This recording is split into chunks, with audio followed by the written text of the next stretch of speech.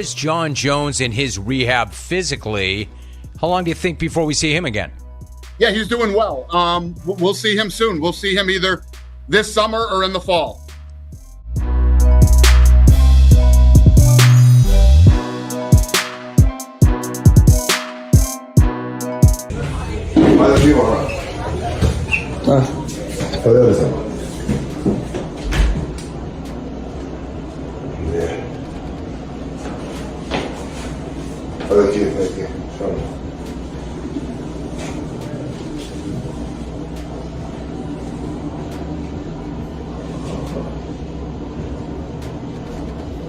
Chama.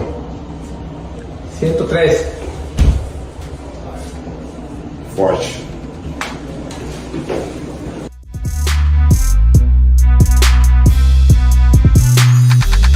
What does the film tell you about Leon's improvement? Because he looks to a lot of us like the best welterweight in the world and maybe the most challenging matchup for you right now at present.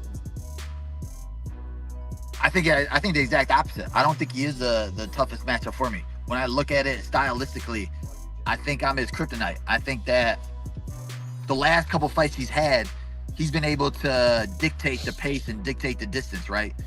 With the Usman third fight, Usman wasn't the same Usman. Usman was in there hesitant. He wasn't throwing. And I thought that Usman looked worse than Leon looked better. And then in the Kobe fight, bro, they threw 60 strikes in a 5-round fight. Yeah. And he still gassed out in the third round. I mean, in the 5th round. Like, how? But, so, like, when all these people come up with this, oh, man, he looked better at this fight. He dominated the 2 best welterweights in the world. I don't really think he did.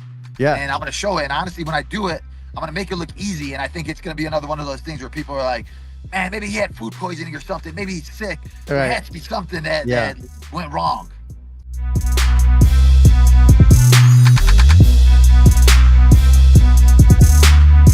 So, the deal's done. July 25th, Nashville.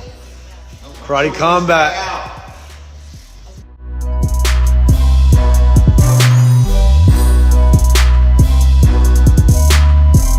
So could you imagine what Michael Chandler's sitting at? Because I have to ask you this right now. Sure. Mike has sent out the money he has spent on this alcohol that he has sent to all these people, because I imagine this is a big group of people that Mike wants to tip a toast when he has the biggest one of his career. The money that Mike has put into multiple training camps to get ready for Conor McGregor. The money Michael Chandler spent to go to Las Vegas to coach against Conor McGregor. The sitting on the sideline, not getting paid. Michael Chandler makes a large sum of money. Chill. If he waits, I got to tell you right now, to this point, he's already lost money. He has already lost money. Chill. Because I don't care that he believes he will be on part of the biggest pay-per-view of his life against McGregor. I don't know that it matches what he would have made if he would have fought the amount of times that Michael Chandler generally fights in the time that he has spent waiting for Conor McGregor. I say move on, but I don't know that he does. I think he is going to do what you said. I think he's going to wait. I hate it for him. He would have made millions of dollars at this point if he had fought as many times as he could have waiting for Conor. I think it's time to move on, because you know who else loses in this? Conor. Because I don't know if there's a better matchup for him out there better than Michael Chandler, because Mike will make that gentleman's agreement with him, Chill. I won't wrestle you. I'm going to stand with you. And that would give him a chance. He's going to lose out on this too, because Chandler, if he moves on, he loses probably the most ideal matchup that he could have in the UFC. Hey, there ain't no Cowboy Cerrone's hanging around anymore for him to come back and win and beat in 45 seconds like he did in his last return fight.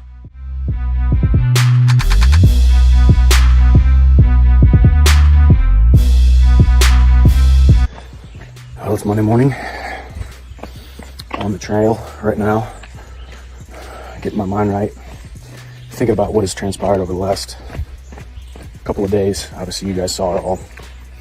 Got the rug pulled out from underneath me at the last possible moment. I just got done with my last sparring session Thursday morning. I've been hearing rumblings since Monday, obviously, but really got the call about an hour after my last sparring session was completed. An hour after a celebration. Anybody who's trained for a fight, or anybody who has gone through a training camp for something, you know, you go through a really hard block, and then in order to peak, you get toward the very end to where you don't go hard anymore as to throw yourself into the fire and take the chance of injuries, overtraining, bumps, bruises, cuts, all those different things. And I just gotten done with that.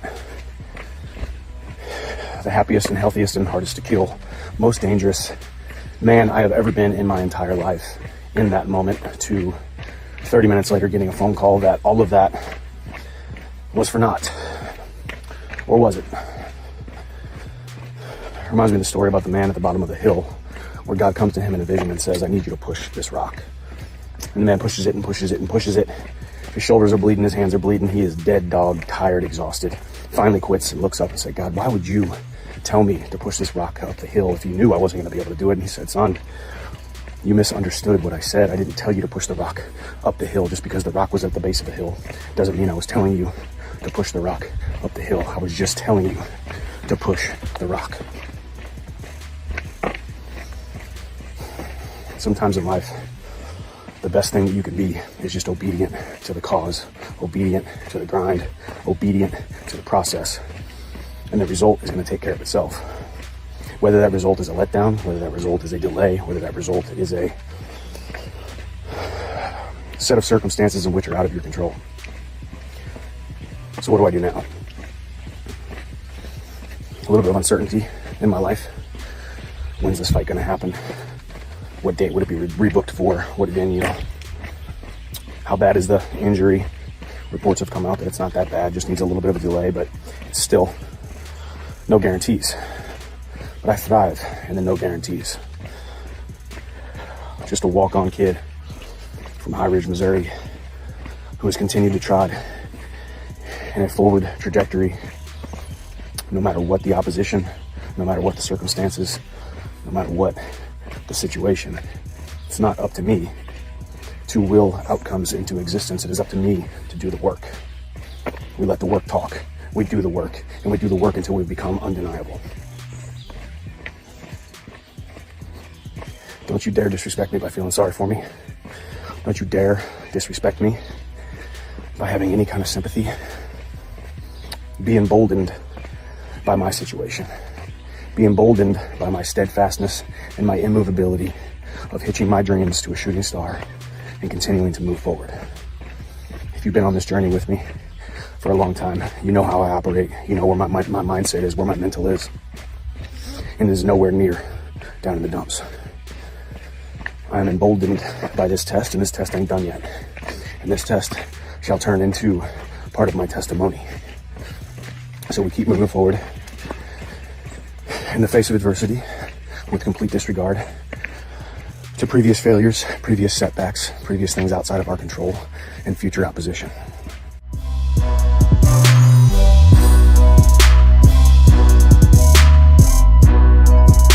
Quickly, where does that leave Chandler?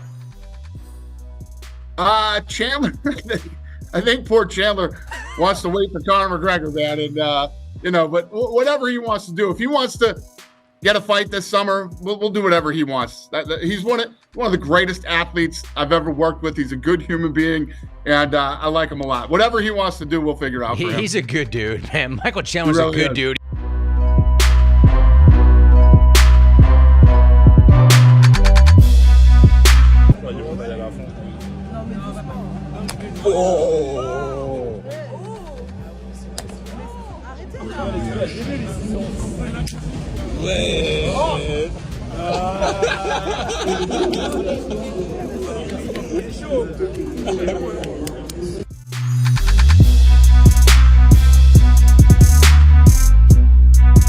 Because you've said this so many times on the show, when you have $100 million in the bank, there's less reason to get up and get punched in the face every day like Conor, and who knows what that number is now. Is there a chance that we've seen the last of Conor in the cage?